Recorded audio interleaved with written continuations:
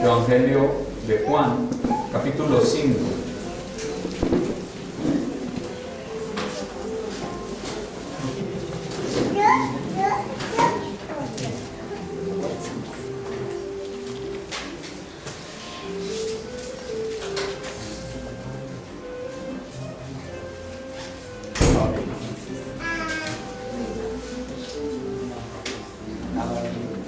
¿Ya lo tenemos? Bueno, vamos a darle observación a la palabra de Dios. Capítulo 5, versículo 7. Señor, le respondió el enfermo, no tengo quien me meta en el estanque cuando se agita el agua, y entre tanto que yo voy, otro desciende antes que yo. Para contextualizarnos, habíamos quedado en la clase anterior en la pregunta que el Señor le hace a este hombre paralítico en el estanque de Betesda, un hombre que, según leímos y observamos en el texto, dice la palabra que llevaba 38 años enfermo. Y observamos en el versículo inmediatamente anterior que el Señor le hizo una pregunta: ¿quieres ser sano? Y decíamos que aparentemente esta pregunta del Señor era absurda. Bueno, ¿cómo le va a preguntar a un hombre que lleva 38 años enfermo que si quiere ser sano? La respuesta era demasiado obvia. Pero también vimos que el Señor lo hizo por tres aspectos, por tres propósitos importantes. Dijimos que lo hizo para atraer su atención, llamar la atención de este hombre hacia él. También lo hizo para conseguir que el hombre ahondara en su caso, para que se examinara a sí mismo y viera y reconociera su condición. Y finalmente quería despertar en su corazón la esperanza de una curación. Ahora, a la respuesta del Señor, el hombre responde: Señor, acabamos de verlo, no tengo quien me meta en el estanque cuando se agita el agua. El hombre deseaba ser sano, pero se limitaba a contar con lástima cuán infructuosos habían sido los esfuerzos de lograrlo. E indirectamente le estaba diciendo al Señor Jesucristo: ¿será que tú puedes lanzarme al agua? Por otra parte, vemos que las palabras de este hombre reflejan y demuestran la crueldad de la naturaleza humana. Aquí yace un pobre hombre que había perdido el uso de sus extremidades, esperando durante tantos años junto al agua, y sin duda que no había un solo amigo, no había una sola persona que le colaborase. Todo parece indicar que nadie se compadecía de él. Todos los que le rodeaban eran indiferentes. Tal vez a nadie le importaba.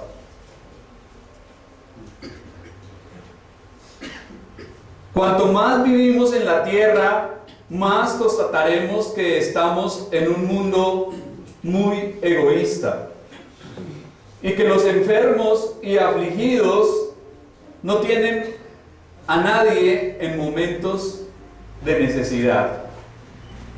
Pero Jesucristo es el único amigo fiel y ayudador de aquellos que no cuentan con nadie.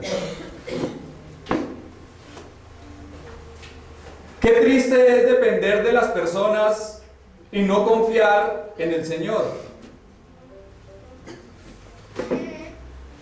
Aun cuando este hombre hubiese tenido a 12 personas que le ayudaran a entrar al agua, ninguno de ellos hubiese podido hacer por él lo que solamente el Señor Jesucristo podía hacer.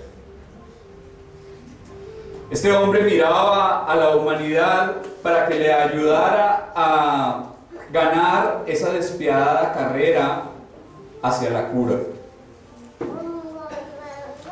Tenía su confianza en personas de las cuales no había recibido más que desprecio.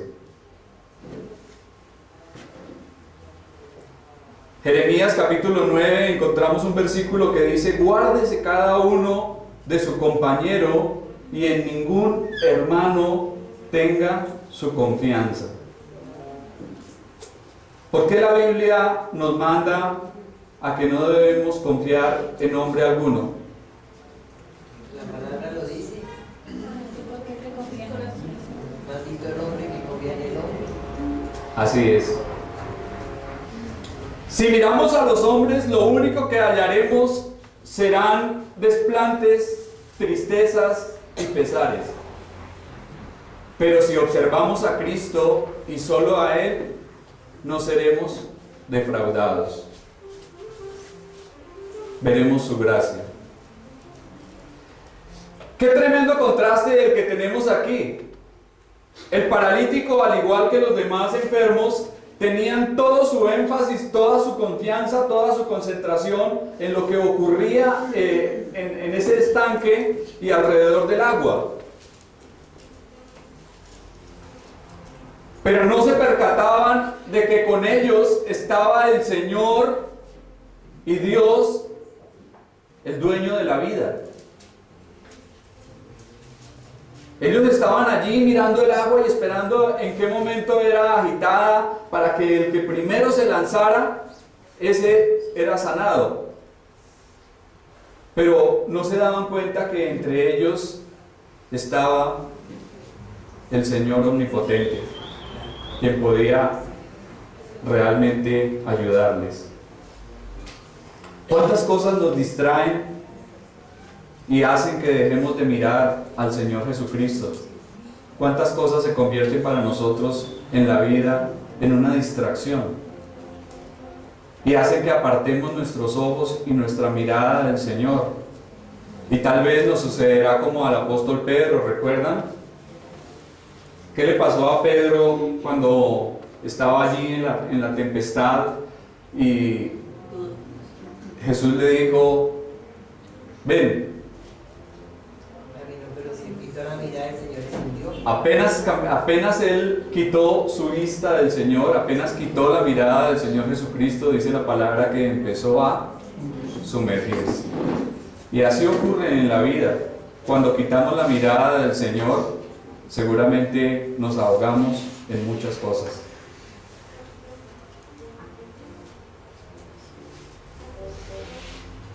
Y meditemos en lo que le responde al Señor: entre tanto que yo vengo, otro antes que mí ha descendido. Mientras este pobre hombre iba por la leña, otro bajaba con el cilindro del gas. Alguien le ganaba de rapidez, de viveza. Pero ¿cómo competir en semejante condición? Como si tal vez a nosotros nos pusieran a correr contra Usain Bolt. ¿Saben quién es? El hombre más rápido. Seguramente si nos pusieran a correr contra él, siempre llegaríamos de último, ¿no? Y entenderíamos qué era lo que le pasaba a este pobre hombre. Pues imagínense, en ese estado, siempre él intentaba meterse al agua, pero ya alguien le ganaba. Pero gracias al Señor, ya no tendría que ganar esa cruel carrera. Aquel paralítico de Betesda hallaría gracia, misericordia y compasión en Jesucristo. Versículo 8. Jesús le dijo: levántate, toma tu lecho y anda. Aquí, como en muchos otros casos, evidentemente el poder milagroso se manifestó por medio de las palabras de nuestro Señor. Inmediatamente, al instante, el cuerpo de aquel hombre respondió al poder sanador. Esas piernas atrofiadas por casi 4 décadas ahora respondían perfectamente. El Señor habló y se hizo. Porque su palabra es poderosísima. Sus palabras llevan vida y salud. ¿Recuerdan qué fue creado por la palabra del Señor?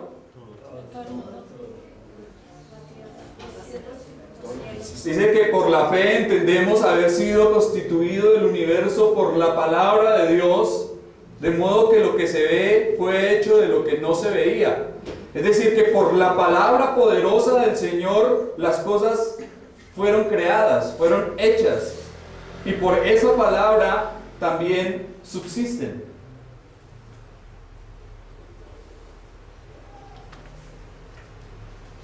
Si pudiésemos creer esto, esta gran verdad, seguramente diríamos como aquel siervo, aquel centurión: Señor, di la palabra y mi siervo sanará. Qué sorpresa más gozosa para este paralítico, después de tanto tiempo, poder ver que pudo estar en pie. Yo creo que el texto no lo dice, pero seguramente brincó en un solo pie de la alegría, de la felicidad.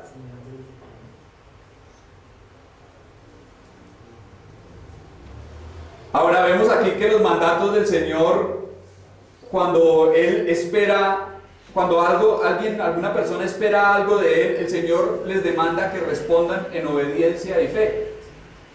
A un hombre con la mano seca, ¿recuerdan qué le dijo? Al hombre de la mano seca, ¿qué le dijo el Señor Jesucristo? Extiende tu mano. A los 10 leprosos les dijo: vayan y muéstrese a los sacerdotes. Aquí a este hombre le dice: levántate, toma tu lecho y anda. El Señor espera que en un acto de obediencia y de dependencia a Él, las personas respondan en fe. Ahora, ¿qué le dice? Toma tu lecho. Al parecer ese lecho era una camilla o un pedazo de colcha, de tela, seguramente algo que aquellas personas utilizaban para no estar en contacto con el suelo frío y húmedo. Y el Señor le dice a este hombre: tome su lecho, llévelo y váyase. Interesante, ¿no? Pero aquí encontramos una lección para nosotros. Aquí tenemos una gran lección para nosotros. Y es que cuando Cristo hace algo en nuestras vidas, no solamente nos manda a levantarnos, sino también a andar. Esto es vivir de una forma que sea digna y agradable a Él. Si el Señor ha curado nuestras dolencias, ha rescatado del hoyo nuestras vidas y nos ha coronado de favores y misericordias, vayamos a donde Él nos mande y llevemos lo que Él nos imponga. Andemos en Él. Versículo 9. Y al instante aquel hombre fue sanado y tomó su lecho y anduvo, y era día de reposo aquel día. Aquí podemos comprobar la realidad del milagro obrado. El Señor habló, ¿y qué ocurrió? El hombre se levantó cogió su lecho, se lo echó al hombro y se fue.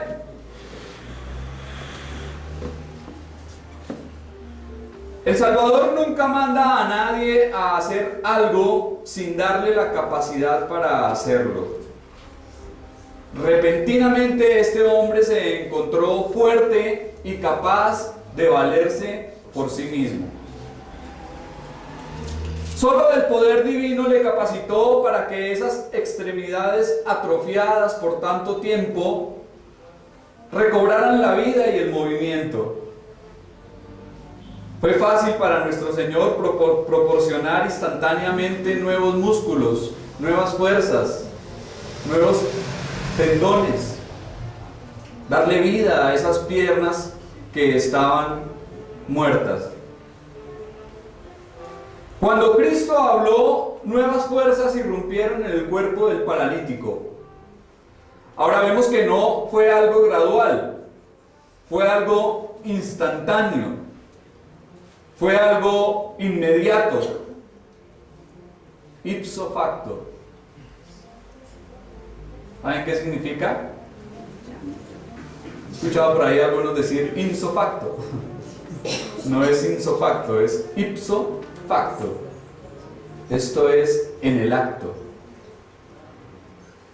En el acto el Señor habló y en el acto se produjo el milagro. Luego el hombre obedeció, cogió su camilla, lo que hubiese sido su lecho, se lo echó al hombro y se fue. Pero justo en ese momento en que celebraríamos el milagro de la curación de aquel hombre, Juan nos relata algo que cae como un balde de agua fría. Y lo acabamos de observar. ¿Qué dice en el versículo 9? Al final, y era día de reposo aquel día. Nuestro aguafiestas literario predice un extraño giro en su relato. El milagro ocurrió un día sábado, día de reposo o sabbat. Era el día en que los judíos tenían prohibido hacer cualquier cosa.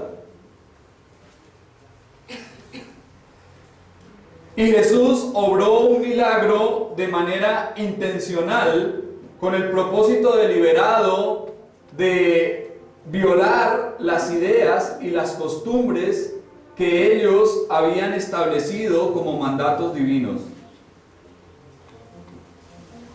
De esta forma el Señor atraería la atención de todos los dirigentes religiosos, quienes se verían obligados a indagar acerca de su persona y de su carácter mesiánico, y quienes estarían obligados a escucharle su mensaje y su enseñanza. El Señor pudiese haber sanado al hombre sin haberle dicho no lleves tu lecho, o sea, no tenía por qué haberlo hecho. Pero vemos que el Señor le dice: levántate, toma tu lecho y anda. Sabía perfectamente Jesús por qué razón lo hacía. Todo lo hizo intencionalmente para causar controversias y de esta forma llegar a los líderes de la nación de Israel. Versículo 10.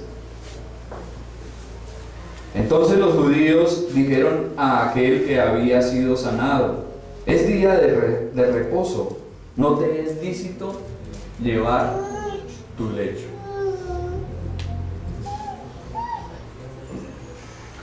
Cuando aquellos que estaban en autoridad, los dirigentes del pueblo, aquellos representantes de la nación, vieron al hombre que había sido sanado en el día de reposo, le recriminaron. Según ellos, era un trabajo y estaba prohibido por el cuarto mandamiento.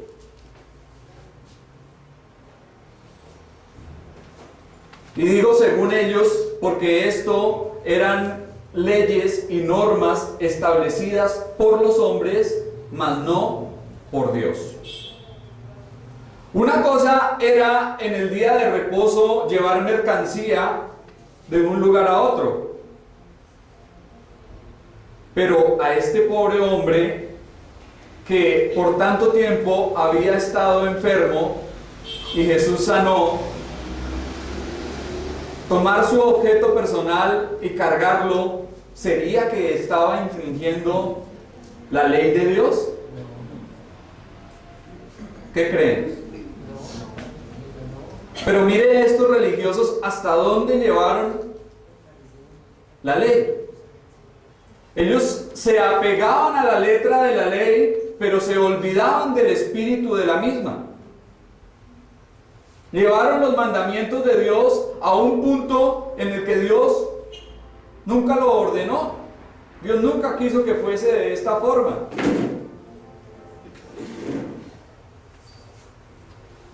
¿El Señor instituyó el día de reposo? Sí. ¿Lo ordenó como un día de descanso, pensando en el bienestar y en el reposo de su pueblo? Sí. Pero estos hombres convirtieron ese don del Señor en una carga muy pesada.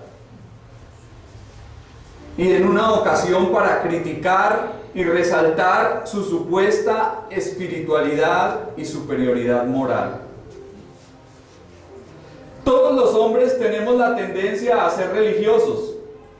Absolutamente todos tenemos la tendencia a ser religiosos, a establecer normas y reglamentos que van más allá de los divinos. Debemos de tener cuidado para no caer en esa actitud farisaica de imponer a otros pesadas cargas cuando ni siquiera nosotros mismos quisiéramos tocarlas ni con un solo dedo, como dice la palabra. Podemos ver, por lo que nos dice el texto, que ninguno de estos hombres se interesó por el bienestar de esta alma. A ellos no les importaba. Realmente no le preguntaron, no vemos que el texto diga ¿quién te sanó?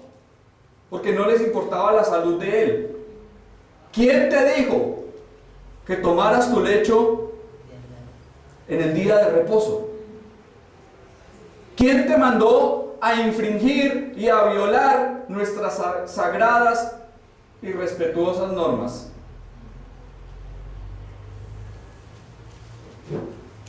Porque para ellos eran más importantes sus reglas y tradiciones carentes de sentido que la salud y el bienestar de un alma. ¿Es posible caer en la crueldad y el desamor, pensando que se está agradando a Dios con lo que se hace? Claro que sí. Aquí lo vemos. Y a estos líderes religiosos de Israel les estaba pasando. Y debemos de tener cuidado nosotros para que no nos vaya a ocurrir también. Ahora vemos que el Señor hizo varias sanidades en el día de reposo. ¿Recuerdan alguna de ellas? ¿Qué milagros hizo Jesús en el día sábado? ¿Qué otros milagros? La jorobada. ¿Cuál? La mujer que estaba jorobada. Mujer jorobada. Sanó a un endemoniado en Capernaum. A la suegra de Pedro. Al paralítico de Betesda, como lo acabamos de observar. Al hombre de la mano seca. También esto ocurrió en día de reposo. Al hidrópico, según Lucas 14, a la mujer agobiada de Lucas 13 y a un ciego de nacimiento. ¿Por qué el Señor Jesucristo hacía esto los días de reposo? ¿Por qué creen? ¿Cuál sería el motivo o la causa para que el Señor Jesús no respetara los mandamientos de los líderes judíos. Para demostrar que tenía autoridad sobre todo. Para enseñar verdaderamente que era el día de reposo. Así es. Porque ellos se apegaban de la letra de la ley, como ya lo dije. No, es que en día de reposo, si usted trabaja en una sastrería y carga un botón dentro del bolsillo, usted está trabajando. O sea, hasta ese punto habían llegado. O sea, lo hacían de una manera tan legalista y tan escrupulosa que se olvidaban de lo más importante. Por eso Jesucristo dice: yo soy el Señor del día de reposo. Y si alguien necesita de mi ayuda el día sábado, ¿será que no puedo ir a brindársela? ¿Será que no puedo ir a ayudarlo por ser el día sábado? Para el Señor era más importante compadecerse de los afligidos, ayudar a los necesitados, darle la mano a aquel que necesitaba su ayuda.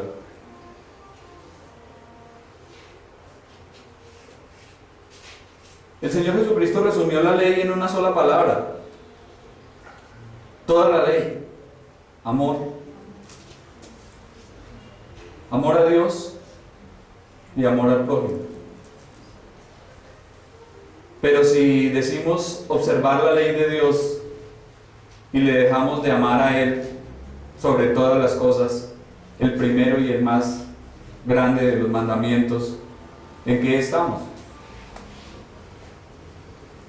¿En qué estamos si decimos amar a nuestro prójimo, pero de nada nos importa lo que le está ocurriendo, lo que le está pasando? Allí no hay amor. Y seguramente no tenemos en cuenta lo que Dios quiere, lo que Dios espera realmente de nosotros.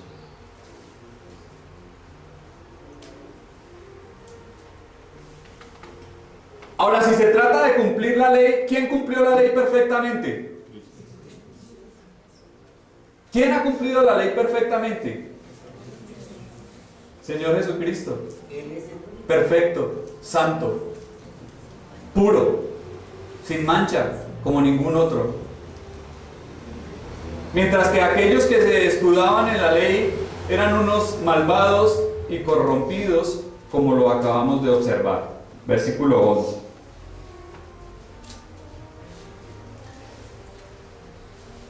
Él le respondió: el que me sanó, él mismo me dijo: toma tu lecho y anda.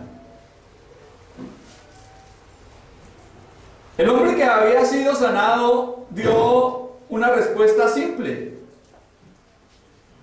oye, pero ¿qué haces llevando tu lecho el día de reposo? El que me sanó me dijo que lo hiciera. Y yo simplemente le estoy obedeciendo porque creo que con el poder que tiene y con lo que ha hecho en mi vida, merece ser obedecido.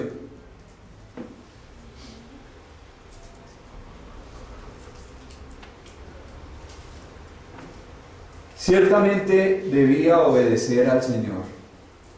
Y aquí también encontramos una buena reflexión para nosotros. Si Cristo ha sanado verdaderamente nuestras almas, ¿no deberíamos sentir y decir: tú me has curado, lo que me mandes, eso haré?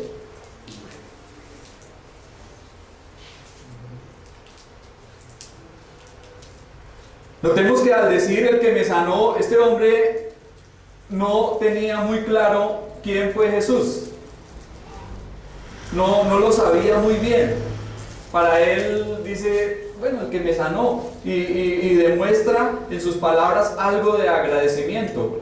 Pero vamos a ver que más adelante, en el versículo 14, se encuentra con el Señor Jesucristo y habla con él. Parece ser que en el momento en que ocurre la sanidad, pues el Señor se perdió entre la multitud y este hombre no quedó con un claro concepto acerca de él.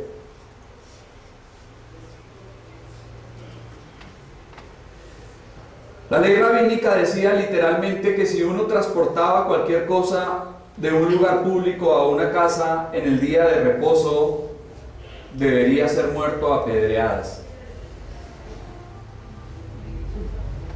Muerto, lapidado. Era algo grave que se pagaba con la muerte. Ahora podemos imaginar lo que este hombre estaba sintiendo. Pensemos por un momento lo que este hombre llegó a sentir. Bueno, estoy bien, ahora me puedo mover. 38 años enfermo, tirado ahí esperando un milagro. Y ahora que estoy bien, me meto en semejante lío. ¿Sí? Estoy en semejante problema. Seguramente sintió cosas encontradas, ¿no?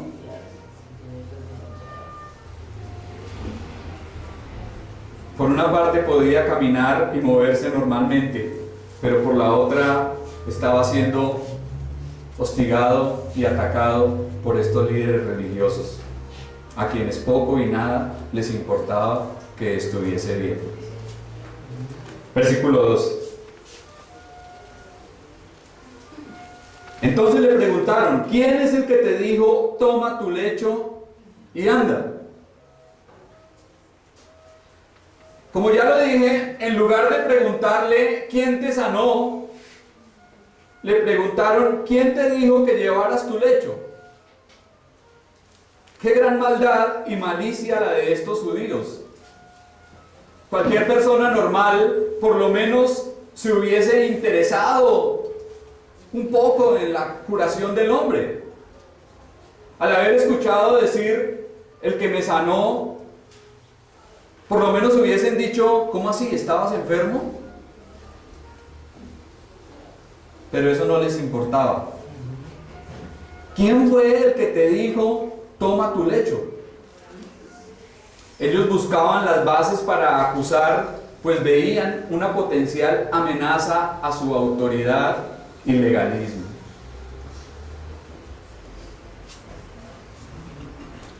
Vamos a imaginarnos esta escena. Es algo imaginario. Pensemos que tenemos a un vecino quien sufrió un accidente y ha quedado paralítico durante hace más de 30 años. De pronto, un domingo por la mañana, el ruido de una podadora nos despierta de nuestro profundo y satisfactorio sueño. Fastidiados, salimos a la puerta para observar quién está haciendo ese ruido infernal. Y oh sorpresa, es nuestro vecino que había estado paralítico. ¿Qué reacción tendríamos?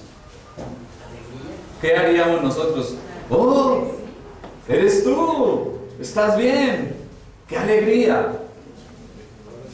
¿O seríamos como los fariseos? ¡Apague esa máquina y deje de dormir! ¡Ya cállese!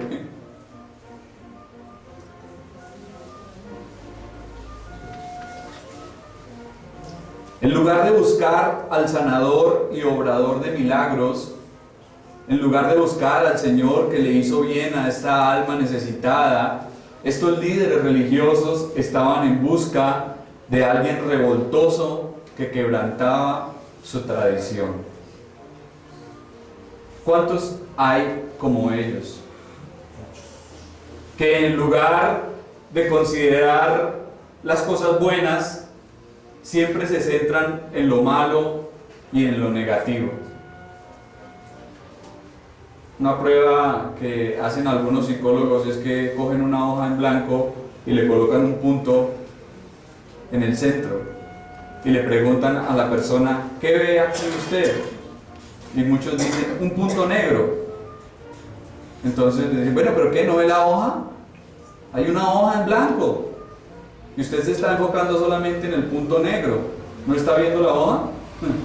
Y así hay muchas personas.